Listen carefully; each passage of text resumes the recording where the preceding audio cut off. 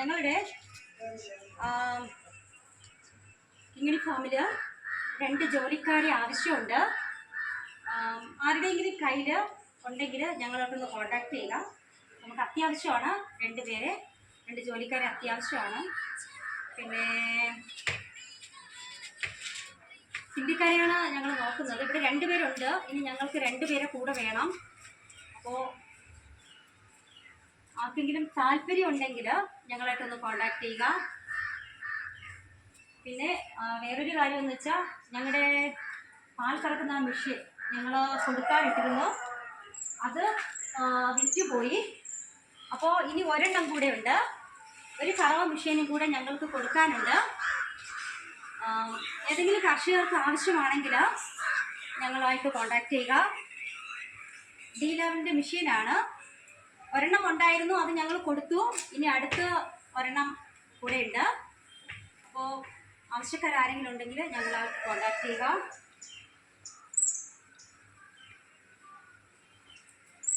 പിന്നെ ഇന്നലെ ഞങ്ങളൊരു കുട്ടിയെ വിൽക്കാനിട്ടിരുന്നു. ആ കുട്ടിയെ കൊടുത്തു. ആ കുട്ടിയെ ഇന്ന് കൊണ്ടുപോകും. ഇനി അടുത്ത ഏതെങ്കിലും കുട്ടി വിൽപ്പനയ്ക്കുണ്ടെങ്കിൽ ഞങ്ങൾ ഇടുന്നതായിരിക്കും. പിന്നെ ഒരുപാട് പേര് പോത്തും കുട്ടികളെ ചോദിച്ച് വിളിക്കുന്നുണ്ട്. ആർക്കെങ്കിലും വേണമെങ്കിൽ ഞങ്ങളുമായിട്ട് കോൺടാക്ട് ചെയ്യുക. പോത്തും കുട്ടി കൊടുക്കുന്ന സ്ഥലം എനിക്കറിയാം, വിൽപ്പനയ്ക്കുള്ള സ്ഥലം അറിയാം. ഞാൻ നമ്പർ പറഞ്ഞുതരാം, അവരുമായിട്ട് കോൺടാക്ട് ചെയ്യുക. അപ്പോൾ 1-2 കാര്യങ്ങൾ ഞാൻ പറഞ്ഞു. ജോലിക്കാരുടെ ആവശ്യമുണ്ട് നമുക്ക്. പിന്നെ D11 മെഷീൻ ഞങ്ങൾക്ക് കൊടുക്കാനുണ്ട്. അപ്പോൾ ആവശ്യക്കാരെങ്കിലും ഉണ്ടെങ്കിൽ ബന്ധപ്പെടുക. ഇപ്പോൾ ചൂട് സമയമാണ്. പശുക്കളെ നോക്കുന്നവർ ഒരുപാട് ശ്രദ്ധാപൂർവ്വം നോക്കുക. അസുഖങ്ങൾ വരുന്ന സമയം നമ്മൾ തന്നെ അത് ശ്രദ്ധിച്ച് കൈകാര്യം ചെയ്യുക. ചെറിയ ചെറിയ പശുക്കൾക്ക് മനുഷ്യർക്ക് ഉള്ളതുപോലെ തന്നെയാണ് മൂക്കൊലിപ്പ് വരുമ്പോൾ നമ്മൾ പനിയുടെ ലക്ഷണമാണ് മൂക്കൊലിപ്പ്. അതിന് പനിയുടെ ആരംഭത്തിനുള്ള മരുന്ന് കൊടുക്കുക, പനിയുടെ ഗുളിക കൊടുക്കുക. പിന്നെ അധികമായിട്ട് ആഹാരം കൊടുക്കാതിരിക്കുക. ചൂട് സമയമാണ്, ദഹനത്തിനുള്ള ഒരുപാട് ബുദ്ധിമുട്ടുകളുണ്ട്. പുറത്തോട്ട് കെട്ടുന്ന പശുക്കളാണെങ്കിൽ, അഴിച്ചുവിടുന്ന പശുക്കളാണെങ്കിൽ കുഴപ്പമില്ല.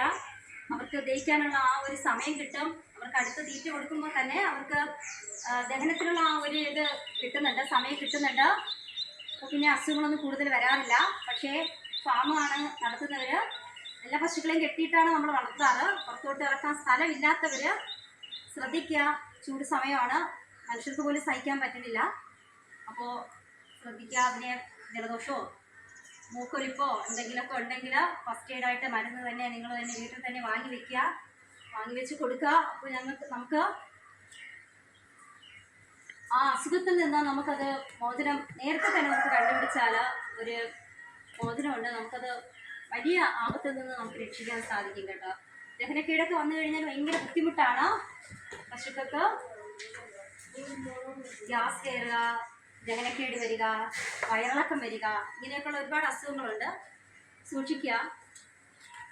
ചൂട് സമയത്ത് പശുക്കൾക്ക് ഒരുപാട് വെള്ളം കുടിക്കാൻ കൊടുക്കുക. പിന്നെ കുളിപ്പിക്കുക, 2 നേരം കുളിപ്പിക്കുക. പശുക്കളെ 2 നേരം കുളിപ്പിക്കുക. ഇതൊക്കെയാണ്. പശുക്കളെ ശ്രദ്ധാപൂർവ്വം നോക്കണം. ജോലിക്കാരുണ്ടെങ്കിലും നമ്മുടെ ഒരു കണ്ണ് എപ്പോഴും പശുക്കളുടെ മേലുണ്ടാകണം. എന്നാൽ മാത്രമേ നമുക്ക് ആ പശുക്കളുടെ രോഗങ്ങൾ പെട്ടെന്ന് കണ്ടുപിടിക്കാൻ സാധിക്കുകയുള്ളൂ. ഞാൻ പല വീഡിയോയിലും പറഞ്ഞിട്ടുണ്ട്, ഒരുപാട് കാര്യങ്ങൾ പറഞ്ഞിട്ടുണ്ട്. എനിക്കറിയാവുന്ന അറിവുകൾ ഞാൻ നിങ്ങൾക്ക് പറഞ്ഞു തന്നിട്ടുണ്ട്. അപ്പോൾ ഫാം നടത്തുന്നവർ അല്ലെങ്കിൽ 2 പശു നടത്തുന്നതായാലും 1 പശു വളർത്തുന്നതായാലും ശ്രദ്ധാപൂർവം കൊണ്ടുപോവുക. നമ്മുടെ ശ്രദ്ധയില്ലെങ്കിൽ എല്ലാം തകിടം മറിയും. ഏറ്റവും കൂടുതൽ നമുക്ക് വേണ്ടത് ശ്രദ്ധയാണ്, പരിപാലനം. അത് നമ്മൾ തന്നെ നോക്കി നടത്തണം. അപ്പോൾ മെഷീൻ ആർക്കെങ്കിലും വേണമെങ്കിലോ ഞങ്ങളുമായിട്ടൊന്ന് കോൺടാക്ട് ചെയ്യുക. D11 മെഷീനാണ്. 2 ബക്കറ്റും ഉണ്ട്. ഒരെണ്ണം കൊടുത്തു, ഇനി അടുത്തൊരെണ്ണം ഇരിപ്പുണ്ട് കൊടുക്കാൻ വേണ്ടിയാണ്. വേണമെന്നുള്ളവർ ഞങ്ങളായിട്ടൊന്ന് കോൺടാക്ട് ചെയ്യുക. Okay, by.